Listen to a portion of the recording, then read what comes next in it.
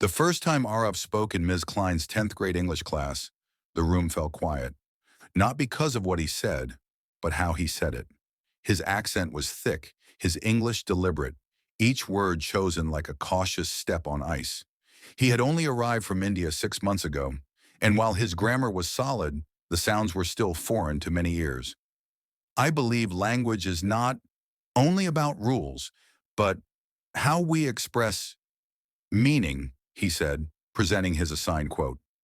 A few students giggled softly. Ms. Klein pursed her lips, looked at him over her glasses, and said with forced patience, "Thank you, Arav.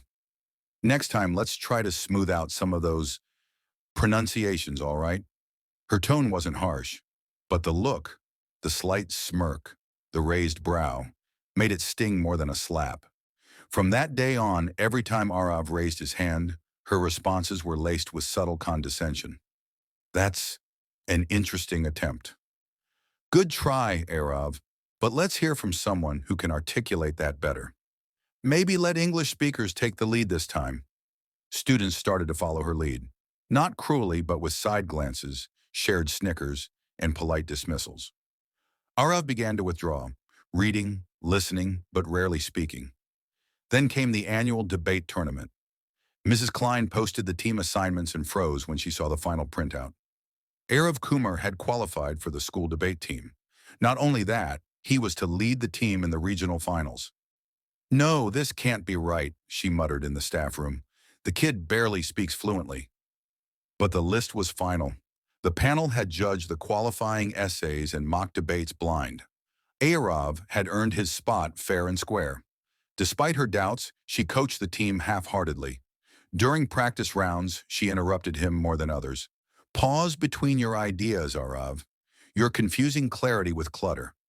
She even suggested he let another student present the opening argument. But Arav was resolute. "I've practiced the opening. I want to do it." The day of the debate arrived at Columbia State University's auditorium. The theme was, "Cultural Diversity Strengthens National Identity." Arav stepped up to the podium, papers in hand. His palms were sweaty, his breath shallow, but when he looked up at the crowd, something shifted. He didn't just speak, he owned his voice. "My name is Arav Kumar. I come from a country with 22 official languages and hundreds of dialects. I've been called broken, hard to understand, less than fluent, but never less than human." The auditorium fell silent. When we mock accents, we're not laughing at mispronunciations. We're laughing at the lives behind them.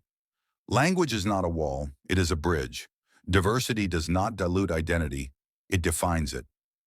By the time he finished, the crowd was on its feet. Even the judges stood, nodding solemnly. The opposing team faltered, their arguments sound but lacking the soul Arav had poured into his. When the results were announced, first place, Oak Ridge High, led by Arav Kumar, cheers erupted. Students who had once dismissed him now rushed to high-five him, to shake his hand. Ms. Klein sat in the back row, eyes glassy. She clapped slowly, and when he finally walked past her, she stood.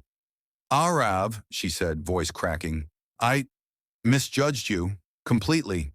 Arav smiled gently. "You didn't hear me, but now everyone does." She looked down ashamed. "You taught me something today, more than I've learned in years." He nodded, then walked out, head high, voice finally unshackled. Weeks later, his speech was featured in a national education magazine. Arav was invited to speak at cultural symposiums. Students started forming clubs inspired by his message. And Ms. Klein? She changed her syllabus, adding a unit on global literature, and started every new class with a quote from Arav's debate. "Language is not a wall, it is a bridge.